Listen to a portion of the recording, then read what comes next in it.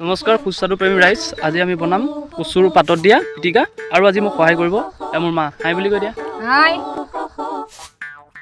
ৰোদ পোয়াবৰ কাৰণে মাতিবা নৌকা, ৰ'দ পোৱাবৰ কাৰণে মাতিবা নৌকা, ওলাই দেখোন আহিলে ৰহতৈৰে যা, লগে লগে লৰি আহিল সেউতীহঁতৰ মাক, পাহাৰ বগাই নামি আহিল ডালিমেৰে যা, শুৱনি কৈ অসমীৰে একতাৰে সূতাবোৰে মূৰাতে ললি